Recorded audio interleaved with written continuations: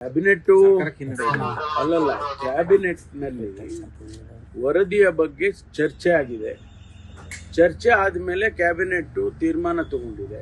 ಅವರನ್ನ ರೀಇನ್ಸ್ಟೇಟ್ ಮಾಡಿ ಅವ್ರ ಮೇಲೆ ವಿಚಾರಣೆ ಮುಂದುವರಿಸಬೇಕು ಅಂತ ಹೇಳಿ ತೀರ್ಮಾನ ಮಾಡಿದ್ದಾರೆ. ಅದರ ಪ್ರಕಾರ ಈಗ ರೀಇನ್ಸ್ಟೇಟ್ ಮಾಡಿ ವಿಚಾರಣೆಯನ್ನು ಮುಂದುವರಿಸ್ತಾರೆ.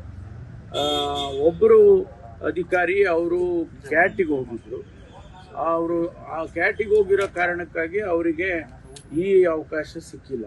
ಒಂದು ವೇಳೆ ಕ್ಯಾಟ್ನಲ್ಲಿ ತೀರ್ಮಾನ ಆದರೆ ಬೇರೆಯವ್ರ ರೀತಿಯಲ್ಲೇ ನೀವು ಇವ್ರನ್ನೂ ರೀಇನ್ಸ್ಟೇಟ್ ಮಾಡಿ ಅಂತ ಏನಾದರೂ ಡೈರೆಕ್ಷನ್ಸ್ ಕೊಟ್ಟರೆ ಅಥವಾ ಬೇರೆ ಏನು ಡೈರೆಕ್ಷನ್ ಕೊಡ್ತಾರೋ ಅದನ್ನು ನಾವು ಪರಿಗಣಿಸ್ತೇವೆ. ಏನಿಲ್ಲ, ನಾವೇ ತೀರ್ಮಾನ ಮಾಡಿರೋದಲ್ಲ, ಹಿನ್ನಡೆ ಹೆಂಗಾಗುತ್ತೆ? ಅಲ್ಲಲ್ಲ, ತಪ್ಪಿನ ಪ್ರಶ್ನೆ ಅಲ್ಲ, ತಪ್ಪಿನ ಪ್ರಶ್ನೆ ಅಲ್ಲ. ಸಸ್ಪೆನ್ಷನ್ ಇಸ್ ಅಡ್ಮಿನಿಸ್ಟ್ರೇಟಿವ್ ಡಿಸಿಷನ್, ಅದನ್ನ ರಿವೋಕ್ ಮಾಡಿದ್ದಾರೆ. ಈಗ ಸಸ್ಪೆನ್ಷನ್ ಪನಿಷ್ಮೆಂಟ್ ಅಂತ ಇವಾಗ ಪ್ರೊಸೀಡರ್ ಅದು ಮುಂದುವರಿಯುತ್ತೆ. ಈಗ ತನಿಖೆ ಮುಂದುವರೆದಿದೆಯಲ್ಲ, ತನಿಖೆನಲ್ಲಿ ಏನ್ ಬರುತ್ತೆ ನೋಡೋಣ. ಡಿಪಾರ್ಟ್ಮೆಂಟ್ ಅಲ್ಲಿ ಎನ್ಕ್ವೈರಿ ಮಾಡ್ತಾರೆ. ಆಯುಕ್ತರಾಗಿದ್ರು, ಸೊ ಹಾಗಾಗಿ ಪೊಸಿಷನ್ ಮೇಲೆ ಕೂಡ ಒಂದಿಷ್ಟು ಚರ್ಚೆ ಆಗುತ್ತೆ. ಅವರಿಗೆ ಅದೇ ಪೊಸಿಷನ್ ಕೊಡೋದಿಲ್ಲ, ಕಮಿಷನರ್ ಅನ್ನೇ ಮತ್ತೆ ಮಾಡೋದಿಲ್ಲ. ಅವರಿಗೆ ಈಕ್ವಲ್ ಅವರ ಕಾಡರಿಗೆ ತಕ್ಕನಂಗೆ ಏನು ಪೋಸ್ಟ್ ಇರುತ್ತೆ ಅದನ್ನ ಕೊಡ್ತಾರೆ.